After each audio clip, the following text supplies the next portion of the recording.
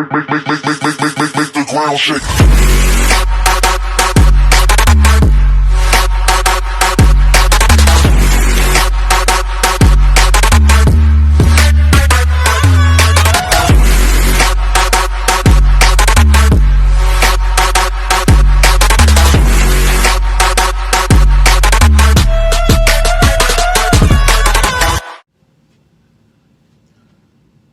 Say the change! Come on, the change! Start change!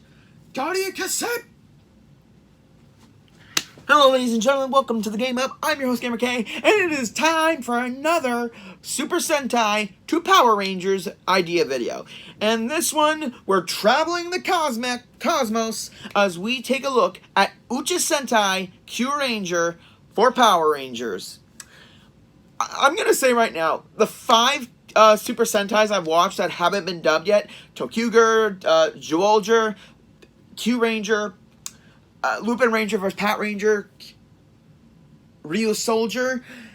Kyuranger is by far one of the best ones I've ever seen. Not only in concept, but in basic human character building and basically telling an amazing story. And I'm gonna say this: they have the perfect name for it, as given by another YouTuber who does great Power Ranger opening, fan-made openings for these ones. I mean, he's done one for Ryu Soldier, calling it Dino Knights. He did a Rail Rescue Force for Tokuger. It all fits! And the one he came up with, I'm going to give him credit in the video down below. Link to his video will be in the description down below. I can't remember the screen name. Power Rangers. Okay, first, to end the Zordon era, we had In Space. And then we had, to the beginning, Lost Galaxy. Ladies and gentlemen, Uchu Sentai Kyuranger will become Power Rangers Universe. Come on! Like, I don't think you can get any better than that. You can't! I mean, it's perfect. You're traveling the cosmos, and for the love of God, do not have a lot of episodes on Earth. Please. I mean, Power Rangers in Space did go to a couple other galaxies and planets, but they stayed mostly around Earth. No, for this one, have practically none of the Rangers be humans. I mean, have them be human actors and everything, but have them be like alien species and everything, like how Andros was an alien. He wasn't a human. Like, have it be like that. Come on. Okay, so the setting basically is the villain is a armada, an entire league, kind of like the Empire from Star Wars, has taken over practically the entire galaxy. The entirety of it has certain agents at different locations in order to keep his reign in check. And that's something that it could definitely do, going from planet to planet, helping out the indigenous species from defeating the, I say we would call them the overlooker of said galaxy and universe and planet. Something like that could definitely give a cool Monster of the Week vibe, and they would all be unique. And all the really tough ones that they fight later on in the series, those can be like the elite squad. Those are the ones who have been involved in battles and space battles and conquering galaxies. These are the guys who, once the villain realizes that the Kyurangers are the Kyurangers are, I'm just going to call them that because it's easier, are becoming more of a threat to his conquest, he sends out the elite, and that's where it gets really bombastic and amazing. And for a name, the original name is the Dark Matter, but come on, just replace the one word and you got the Dark Matter Armada. How awesome is that? The villain, on the other hand, Don Amargio, was always an immortal. Like, every time he died, he would possess a new human and become even more powerful, giving a bit of his evil influence like it did in the show. That's something that I think they can tweak a little bit. I don't think they should make a new villain for this show. I mean, I think the ones they have in are perfect. what they need to do is have Don Omargia, have the Don have maybe like a sub villain, like how Sledge was kind of a worker for the priest dude. I haven't finished Dino Charge yet, so something like that. A little side villain to make people think that he's the real villain, while the other villain is gathering up energy from all the galaxies in order to attain his final form. Something basically kind of like SPD a little bit. I will be taking some reference from the older Power Rangers just to instill here. I think this could make an amazing series. And also, again, space travel. You could have numerous plots. You could have very cool intermingling with the Rangers as they are living on the ship.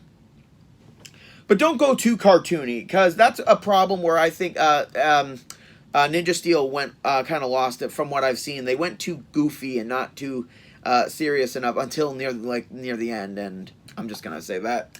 So going into the Rangers, I did not do this for Tokyuger. I didn't do it for Super Sentai, for Double Sentai Zyuohger. But I did it for Ryu Soldier, going in a little bit more in depth about the characters of the Rangers, of how they could be translated here.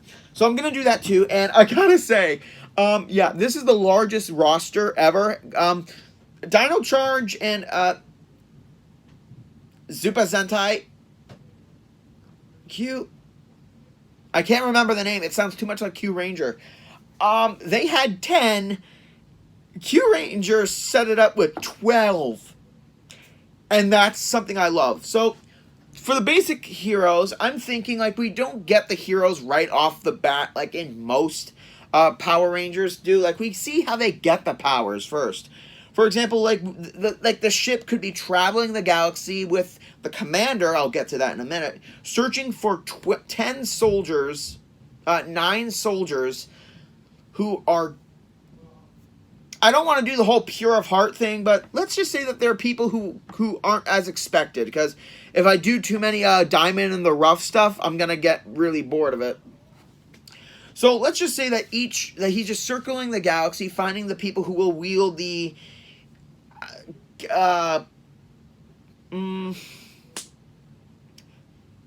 Astrea morphers. That's perfect, because Astrea is a word for star, and all the Rangers are based on constellations, not only the zodiac, but the constellations. So Astrea morpher could be a cool name for it. Also, it's a gun. No, seriously, it's a wrist-mounted gun. So, starting off will be Red, which is Leo. In the show, he was a bit of a space traveler, and then it turns out he was the son of a king of a certain galaxy, which, wow, way to really push that envelope, guys. Way to push it. I think in this one, they could keep the traveler aspect. Like, he's not royalty, he doesn't have any hidden lineage or whatever. He's just a guy who loves to explore the galaxies, even though the Dark Matter Empire has definitely put restrictions on certain galaxies. And let's just say, he runs into some of the bad guys and he wants to help out the innocent people. Something basic like that. And then he gets the red globe and he becomes Ranger Red, Leo. That's something that can definitely be implemented more. And being a traveler, he would have to get used to living with other people and basically, learn how to work as a team instead of being a loner. That's something I think a lot of Red Rangers do once in a while. Like Shane, Connor, Jack. A good amount of Red Rangers have to do that. And I think it's something that can definitely increase when he gets the super ability later in the series.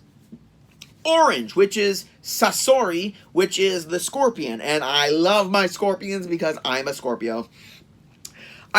During the show, Scorpio is kind of a double agent. Kind of like he betrays them and then betrays the people he works with. He's kind of a loner, basically. And also, in the show, they have this awesome thing where his older brother, with his really killer design, I think they can, do that thing where they morph into a civilian form and then into the monster form. That's going to be perfect. Is working for Dark Matter. and and I think that's something that could push him over the edge. Like they were some soldiers who were fighting for the resistance against the dark matter, until he was fighting, and turns out that his brother was killing off his comrades in order to serve dark matter.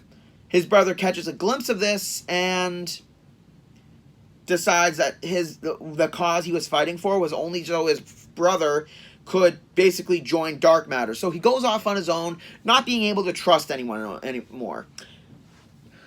And he gets the orange globe because it was an heirloom or something that was passed down to him. Something like that could definitely explain him getting powers. And then, as in the show, he learns to trust people, actually think that people actually care and don't want to just stab him in the back. Also, could we keep that scorpion tail that he has? Because that's pretty cool. Blue, which is Okami, which is the wolf constellation, Lupus. And I love wolves. I'm a wolf dude. It's very weird because he was the last known member of his tribe, and I think that's a little bit overdone a little bit. So I say Blue could be an escaped criminal. I mean, think about that. A transporter crashes, he escapes and tries to fight for freedom until maybe around this time, maybe we got I mean, we're not going to meet them all in order. They're going to mix it up. So maybe like a good number of the Rangers track him down. And then maybe one of them gets stuck with him via, plasma handcuffs, and they have to work together a little bit.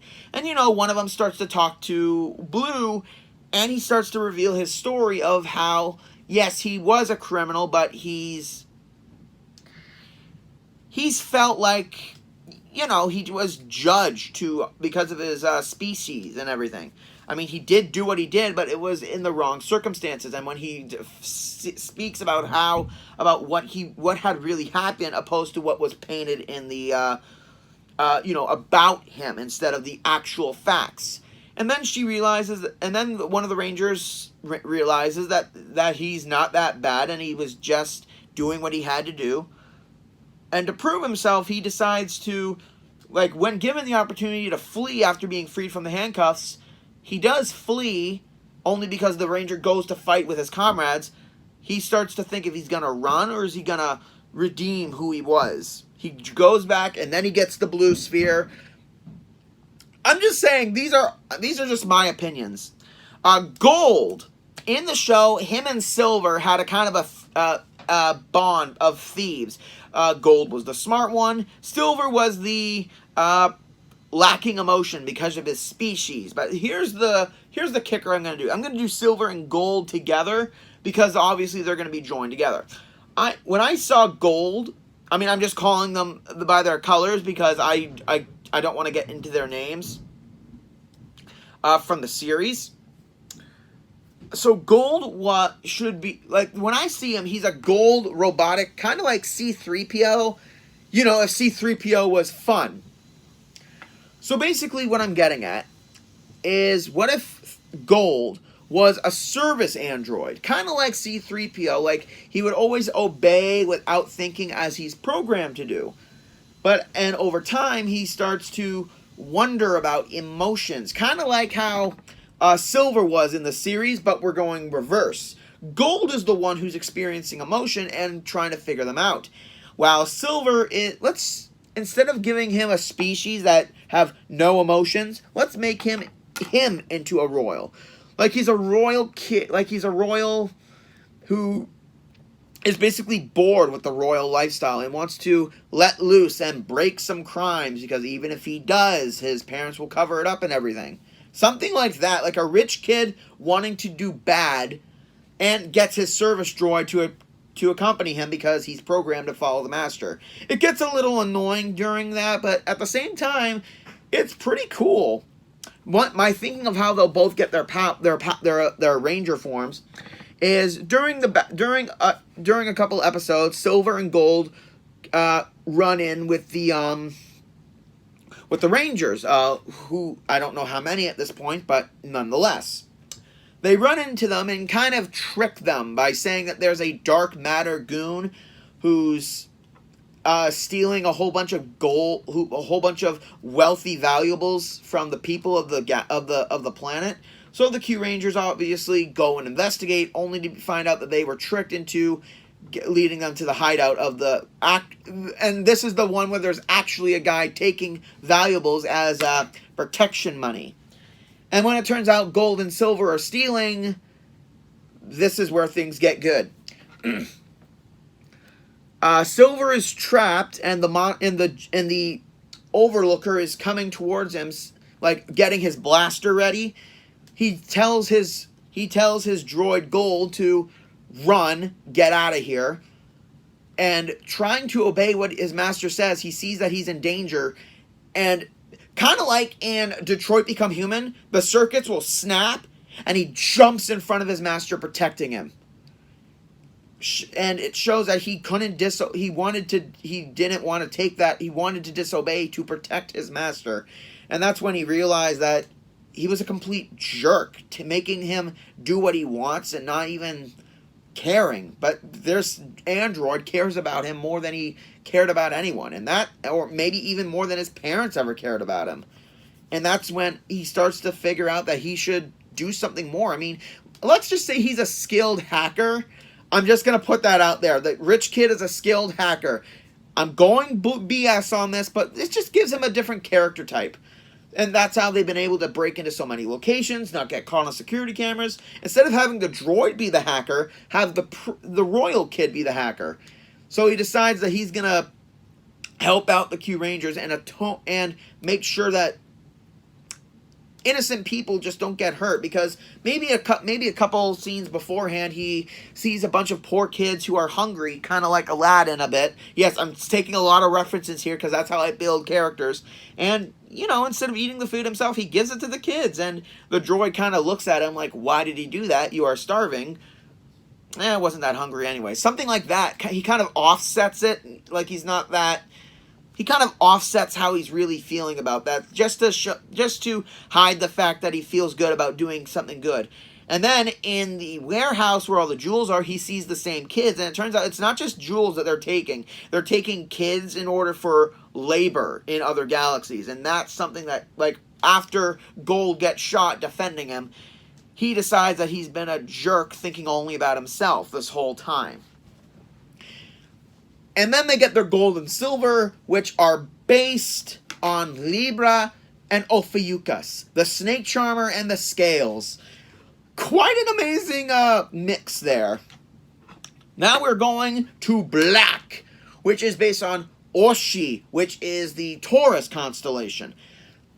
Now in the show, the Taurus character is named Champ, which I think is a little redundant. So I don't know what exactly a name for him. I'm thinking just Ox. Maybe because the actual name is an auxiliary prototype combat droid. And since that's really long, they just take the Ox in his name and transform it into Ox, like, you know, the bull, like the animal. Something really clever like that, just for his name. I think because in the show, the doctor who created him is working for dark matter, and he was a prototype drone that was sent to destroy a planet. But then something happened during a battle, and he basically was sent flying into another part of the planet, and he is found by a intergalactic wrestler who's past his prime. He finds Ox, and his circuits are scrambled, so his primary function is disconnected, his memory is disconnected, all he remembers is that he can fight. So seeing that, at first rebuilding him and kind of giving him an upgrade with a voice and a personality, he decides to train him in order to do robot wrestling. I'm taking a lot of inspiration from movies and TV here, but it helps me develop the characters a little bit more so that they don't feel too cliched. So Ox is training and realizes that this is the big break they can work for. And as it shows in the backstory that Ox started to develop a personality of himself. Kind of a wisecracking, but somewhat a wisecracking, but not over the top stupid, but kind of dim in certain scientific aspects. Like he needs this short and sweet answer. You know, kind of like a boxer, basically. And on one day, he's training, and some of the dark matter goons come in, try to, take the boxer in order to train soldiers, and he's not having it. He sends them away, and then that's when the overseer comes over in order to make things clear that they're not taking no for an answer. And this is when Ox goes into what he does and defends his owner and sends the Overlooker and his soldiers packing. And that's when the black sphere comes, and he becomes a ranger. And every time one of these appear, a signal goes off to the Orion spaceship, because it turns into the Orion Zord or something later on. So every time a globe is found, an indicator will go, and they'll transport to that galaxy. And this is when the commander shows up and tells Ox that he has a greater responsibility than just fighting. That he has been chosen to take part in a squad that will defend the galaxy from the dark matter. After giving it some thought, his owner tells him to go. That he was built for something greater, and he'll see him when he gets back. A little exchange like that. Next up, we got Green, which is self-explanatory. Chameleon. From the Chameleon constellation. Yeah, there's no real scientific word or anything. They just went with the chameleon. In the show, she was from a planet that was kind of ninja-based. You know, stealth and all that. And I don't want to go that route. I like playing off of other shows and other movies and media in order to build my character base, because it's... I mean, come on. A lot of shows do that, so why can't I? I think Green should be from a peaceful planet. I mean, a planet that's basically forest and nature, but there's a shrine to their great protector, the chameleon. Because maybe the planet is right under the chameleon constellation, so it kind of protects them a little bit, you know, because by shielding it with this mystical aura, like a chameleon camouflaging into its environment. So there's a great statue of the chameleon, and Green is a shrine guardian, or a priestess, as it would be in the actual anime, or something like that. But it's turned into a guardian of the shrine of the chameleon. I mean, there's a lot of them, but she's the one that kind of feels like she's missing out on everything. Like, she's that common, you were born into this lineage, you must do this lineage and nothing else. But she starts to think more on what else is out there. Like, she wants to explore the galaxy and not just stay on this planet for the rest of her life. Kind of like how Mulan didn't want to have to be a bride immediately, and she wanted to do something more. I think that's how it happened. Same thing with Merida. So maybe in secret she kind of practices a little hand-to-hand combat, or not really sword fighting, because swords on a peaceful planet wouldn't make sense, until the dark matter came in, and they believe that there was something sacred or special giving this planet its qualities. And this is when a distress signal to the Kyurangers come in, and they go to the planet and investigate. And this is when they meet the Shrine Guardians, the leader, and they just stay for the night at the temple to explain. And then maybe Red or someone else starts talking to Green, and they, starts talking about what it's like being on this planet for all your life. How do you settle the boredom? And, she opens up and she wants to leave, but she feels like she has a responsibility to her people and everything. That whole honor of everything. And then as the dark matter minions come, turns out that the green sphere was hidden within the Kyutama. I mean, that's what they're called, Kyutamas. I'm starting to lose my mind. Was in the chameleon statue, and it was would only present itself to the one who showed the most dedication, not just in like, let's say, like, as her family and friends and her people are being attacked, she knows that she's not supposed to fight because it's against their ways, but she maybe grabs Red's weapon in Ranger form. By the way, their weapons, I'll get to that in a minute. It's basically a big sword, like she picks it up, but it's too heavy for her to swing, so she just starts kind of swinging it just to defend her people. I mean, yeah, she gets a couple hits, but it doesn't do anything big until she's pushed back by the monster, and then she gets back up, and she's not giving up, and that's when the green sphere comes out of the chameleon statue, like the eye of the chameleon, and it transforms her into Ranger Green.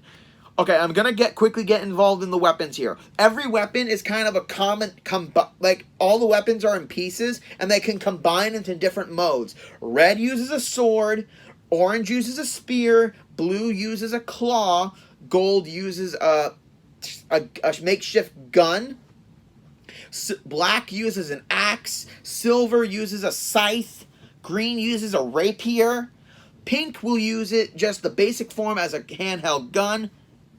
Oh, no, wait. Gold uses kind of a crossbowish laser gun, yeah. Yellow uses like a short sword. It's beautifully done of how they can combine those sections into get different configurations so they can feel what fits for their style. And then she just starts whooping butt and defeats the monster with her, the final attack move, where the rapier will turn into a whip and like a chameleon tongue and just wrap around the monster and just explode. And then and then she tries to give the sphere back to the eye, only for the statue to crumble, as the purpose was it was a protector of the green sphere for the morpher, in order to protect it from evil and to protect its people until the time was right. Something like that can definitely be done in the show, because I've seen BS like that so many times. And then Green joins off, and she has a hard time adjusting to the new clothes. Maybe she cuts her hair because it's so freaking long, like she goes a tomboy route. Maybe. I think that would be cool. And she has a hard time living with a whole bunch of men. Oh, it's going to be fun. Next, we have Pink, which is another costumed character. It's a kind of a droid named Raptor 247 something. But I think they can name her something different. And Pink is Washi, which is Aquila. A pink eagle. They haven't done that yet. I think for the Pink Ranger, because she's another android, she's not like emotionless. Like, she's got personality, but she's mostly the pilot of the ship and the medic droid on the ship. So she was built in with the ship in order to help the commander search the galaxy. And after watching a bunch of her, like, she becomes friends with all the Rangers immediately, and once seeing them all get, like, fighting for the cause, she realizes, is this all she can do? Like, she's just a medic bot who helps them when they're injured, and she pilots the ship. I mean, she starts to feel like less and less important now that there's so many on board who are actually fighting the good fight. So maybe she starts to wonder if she can do more to help. So she goes investigating on a planet without anyone's notice, just to see if she can find some evidence of if there's dark matter, or if there's any dark matter lackeys around.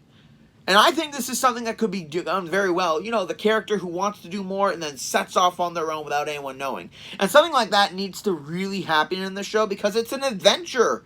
Going in space is an adventure. You can't just be crammed in one place for so long. Until she accidentally finds a rogue dark matter overseer who is trying to take this unknown planet and turn it into a resource for mining energy. Unfortunately, she doesn't have a morpher, so she can't communicate with the ship.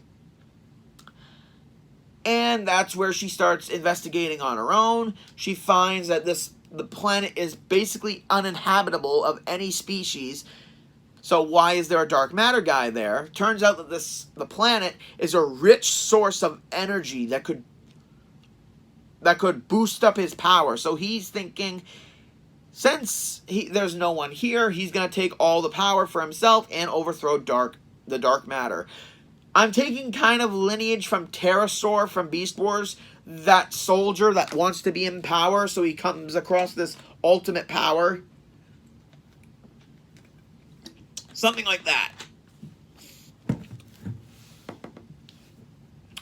So how does Pink get her power? By complete accident.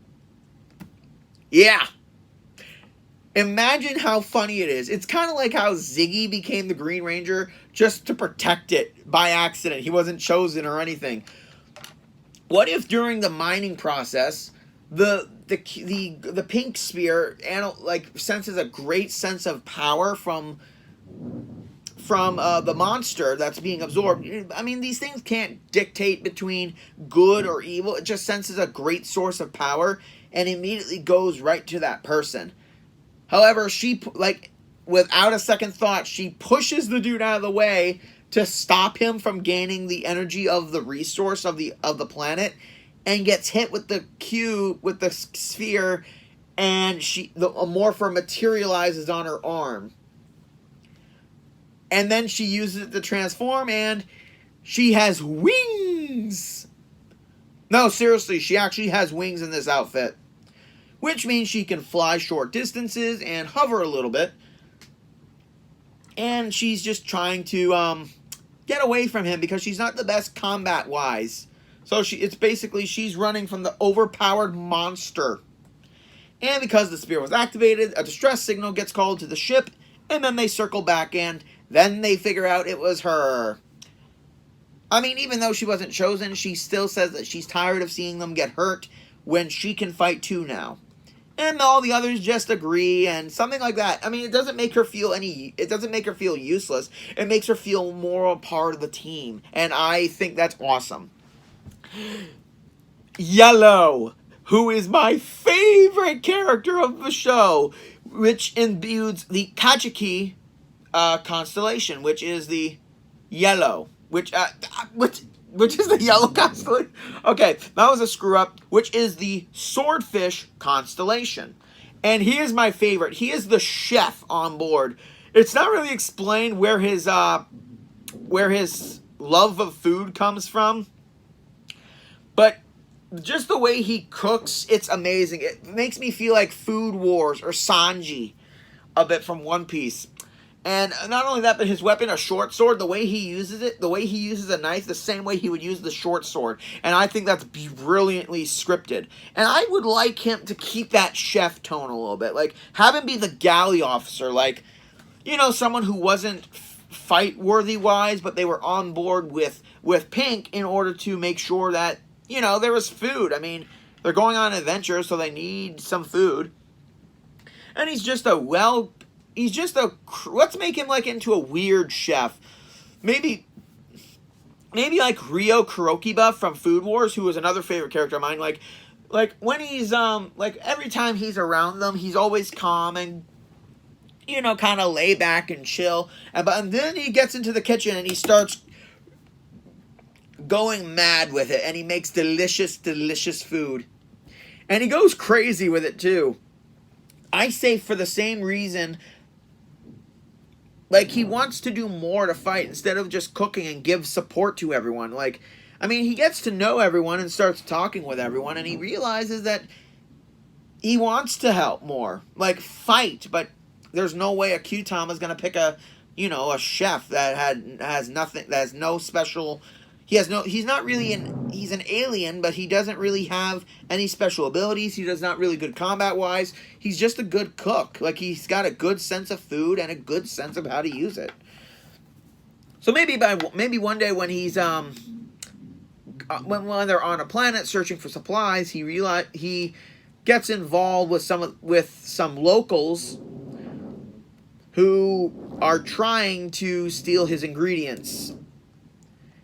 And then he realizes that they're just starving, that they haven't had anything to eat in weeks.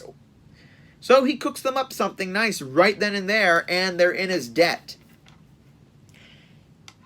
And then it turns out later on that they were actually helping the dark matter minions search for ingredients, because this dark matter is a monster who is a glutton, basically, who will absorb food and keep it for himself, so everyone will work for food.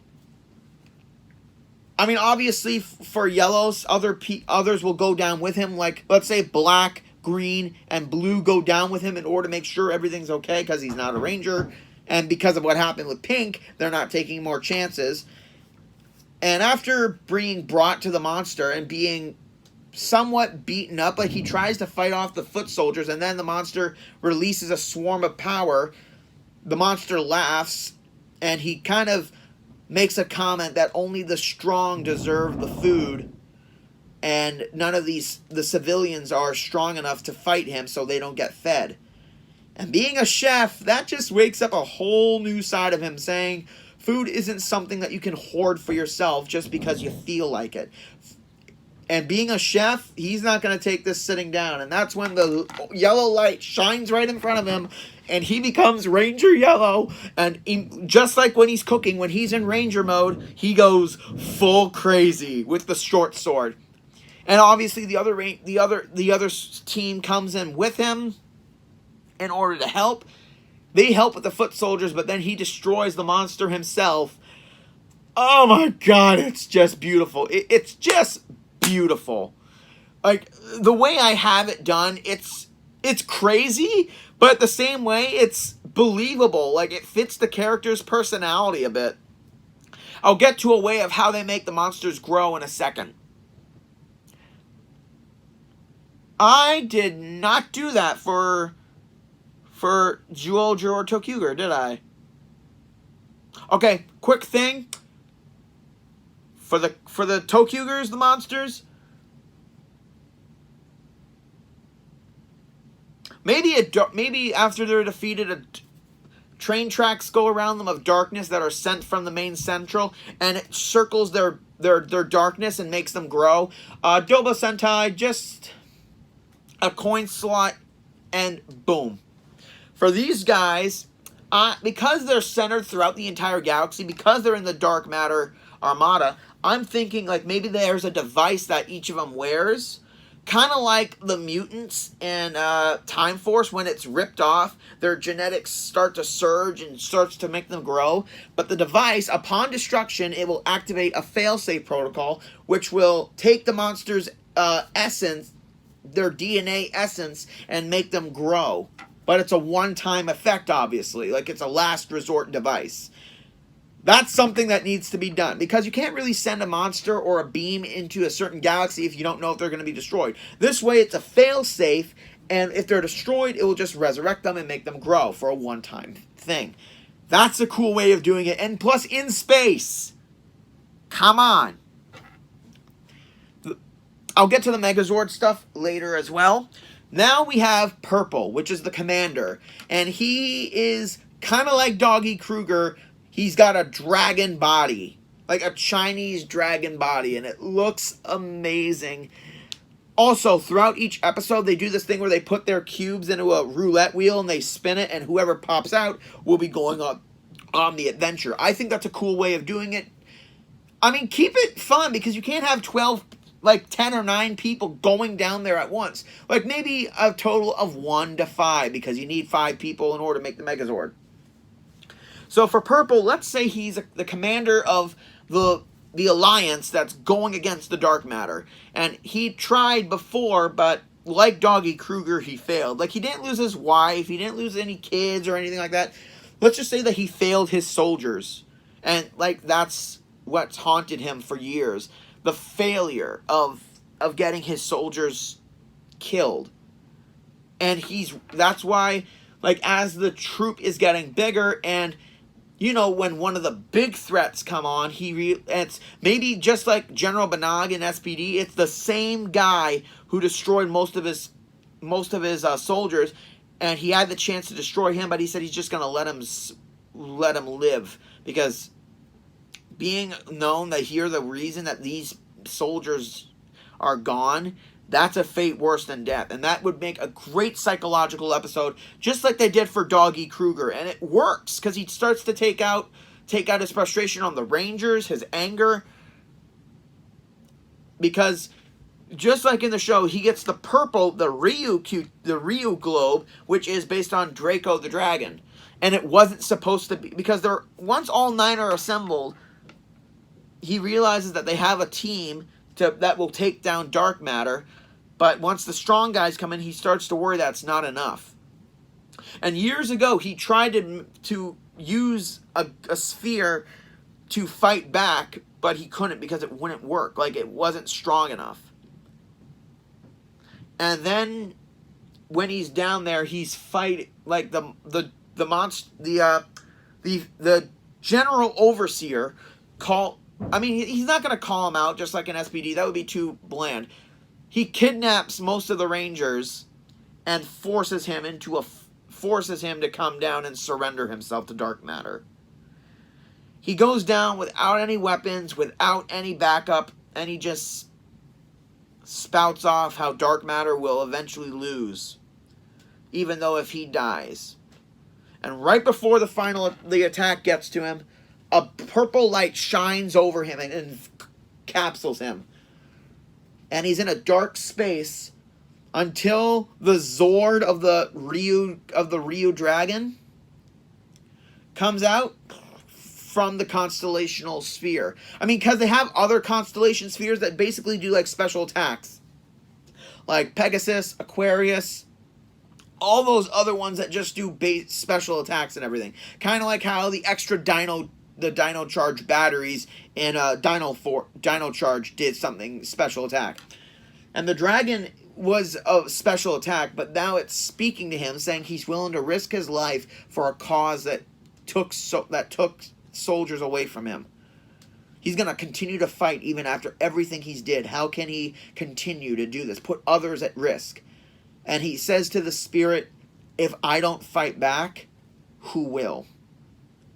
No one's gonna, because the people, the alliance he works for, they gave up on him. He took this ship on an unsanctioned mission. Yeah, big plot twist there, because he wanted to make up for the mistakes he did. And then the dragon goes right into the sphere, and it works again. He turns it and becomes Ryu Commander. Also, his morpher is his cane that has a dragon head on it. Open it up, put the cube, slam it down. It's a dragon cane, and he flips the thing to turn into a rifle.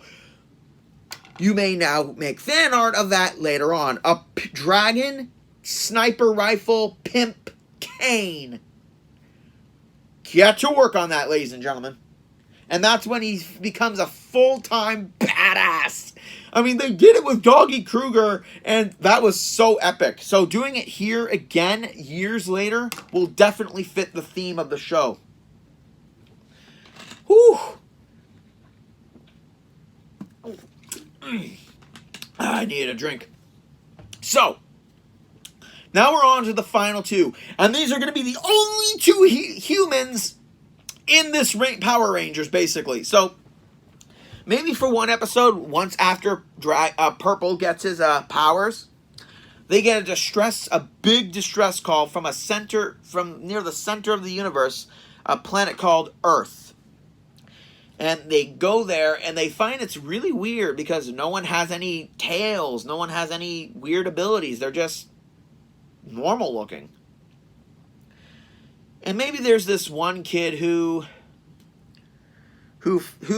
he believes that there are creatures not of Earth. And, you know, he's the kid who's always mocked, who's always bullied, because he believes that there are extraterrestrials out there. And maybe the Kyurangers see this kid and they think he actually knows, until realization that they find out that the whole town mocks him just because he believes in this stuff. And for some reason, dark matter minions come out onto Earth for some reason. Don't know why. Maybe they just found the Kyurangers and they just were sent to destroy them. And the kid sees them change into the Power Rangers, and yeah, he becomes a big fan, saying that they look so cool, that their powers are so cool, and starts to talk to them about, and they get to go to their ship.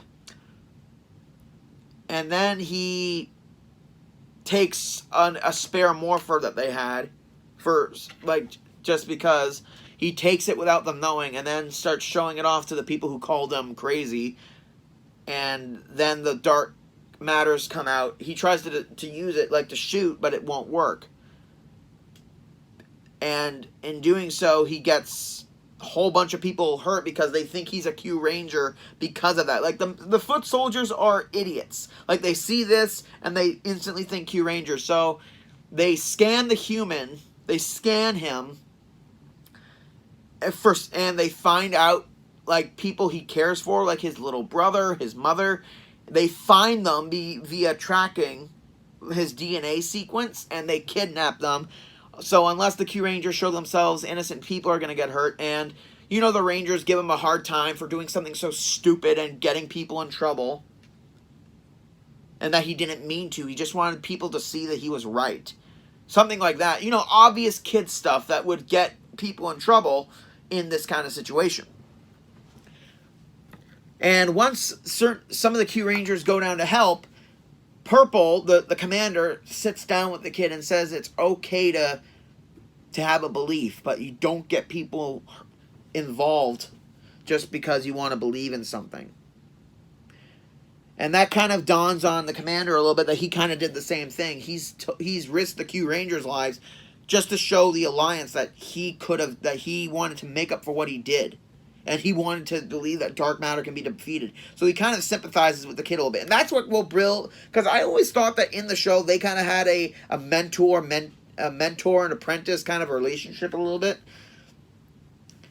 And from one of his fallen comrades was the Ogama sphere, which is basically the Ursa Minor... a constellation.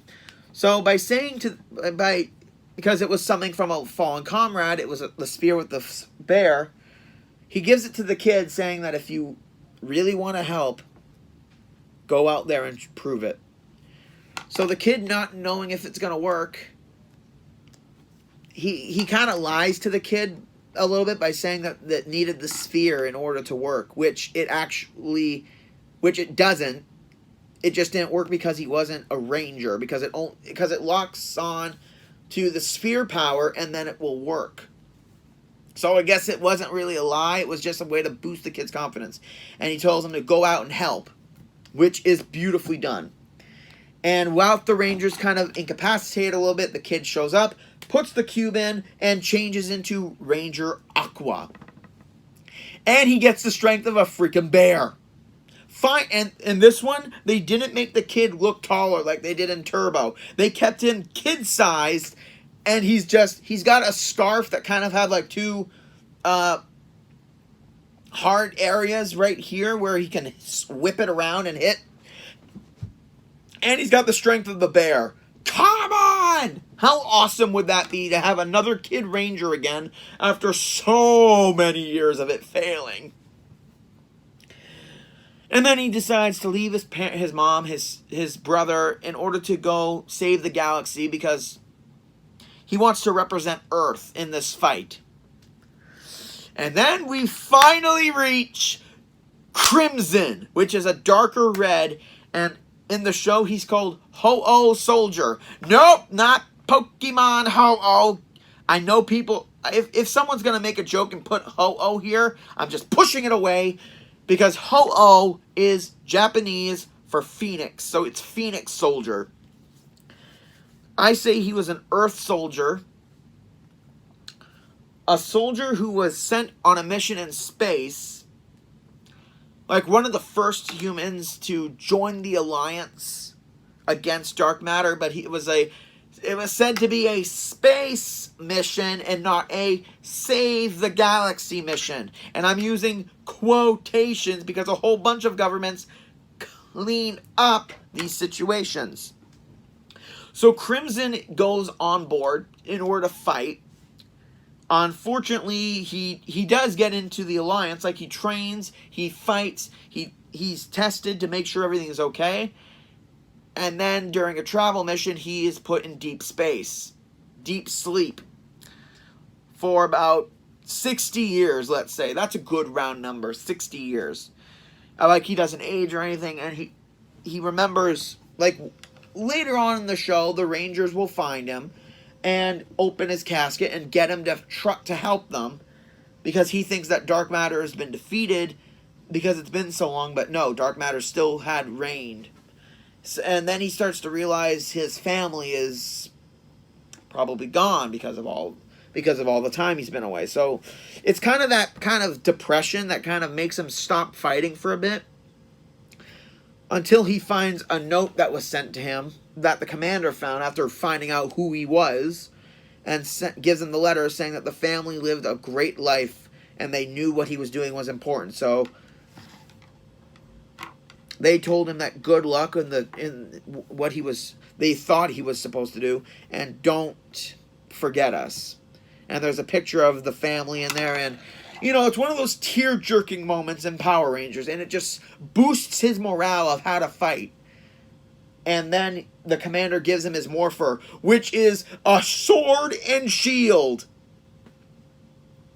He puts the Phoenix into the shield, grabs the sword, and pulls it out, and that's how he morphs. It spins the sphere, turning him into the Phoenix Soldier.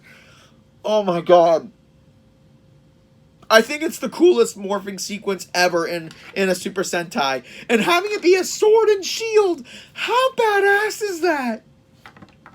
And afterwards, he starts to act like the commander again. Instead of working as part of the team, he kind of orders everyone around at first. But then he starts to succumb that everyone has a role and no one is really in charge. Everyone takes point. Oh boy, it took a long time to get all these Rangers in, but I finally did it, ladies and gentlemen. And it's just an amazing story of how they can... Sorry about that, ladies and gentlemen. Camera cut off a little bit. This is the continuation of the Kyuranger for Power Rangers. So basically, I love giving characters like this for Power Rangers a little bit more character traits, and because for a good while, Power Rangers characters have been a little one-sided a little bit, and the only distinguishing features about them are either the color of Ranger there are, their personalities outside of certain episodes. And I think developing characters like this, the way they do in the Super Sentai, will make the series feel really good. I mean, to be fair, I still need to rewatch RPM, I still need to do Dino Charge, Super Dino Charge, and Beast Morphers. But overall, I think these character traits could definitely make the Power Rangers series feel like it used to. Kind of adventure and not always waiting for the villains to make a move. This one, it constantly keeps going into a story. And that's what I love about Kyuranger, and why I think it could become an amazing Power Rangers the same way In Space or Lost Galaxy was on a galactic scale. And also going into the Zords, how they're all kind of space cruisers in a way. Leo is the big space cruiser where 4 of them attached to the limbs, and each one makes their own weapon. Blue is again like a seeker wolf. Gold is a kind of scale that turns into a small humanoid robot. Same thing with Silver. It has kind of a snake motif, and then it turns into another mini robot. Black is the bull that kind of has a caterpillar tracks, so it can be like a tank. Green is a chameleon that really doesn't do a lot. Pink is an eagle, obviously, that turns into a crossbow or bladed or wing blade. Yellow is the swordfish, so it obviously turns into the sword. Purple is its own Zord. I mean, it needs 2 legs, but no, 2 arms. But other than that, it's just a long Xiaolong dragon with the horns, the long snake body, and it just holds on to the cube like it's its port, and it's just amazing to watch. The bear is it releases a mini bear on a bear on unicycle. Cue the Russian joke from Family Guy.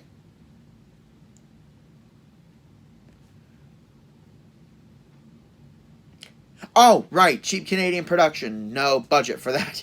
The Phoenix one is a space shuttle that launches into a satellite and then it morphs into its own robot. It's just so badass. And then later on, the ship releases a compartment and it turns into the Orion Battler, or Orion as it says. But the Orion Battle Megazord would be sweet near the end. And speaking of which, the final for the Red Ranger is just a big spear with a ring. It slams on, "What's up?" and spins, turning the lion head and the Orion head facing each other for the visor. In pure white with a cape, with the ability to do all the attack with all the weapons of the Kyurangers. Basically Xemnas' final form in Kingdom Hearts 2, when he uses all the weapons and everything. It's just badass, and the series is incredible. We got space travel, you got multiple alien races, you got an amazing villain sector that, just like Vengex, has control right from the start. So you don't have to feel like the whole villain was built up for nothing. But if they're gonna do this, they need to do it right. And ladies and gentlemen, that's pretty much it for my Uchu Sentai, Kyuranger, the Power Rangers ideas. Hope you enjoyed my list. It's a long list, so you might want to grab some popcorn, and I hope you grab some popcorn and some snacks. Like, comment, subscribe down below. Thank you for joining in. Link to the guy who makes all the fan dub Power Ranger openings will be in the description below. And, ladies and gentlemen, join in next week as I drag on another Funko figurine review for the last of August. This is GamerK, logging out.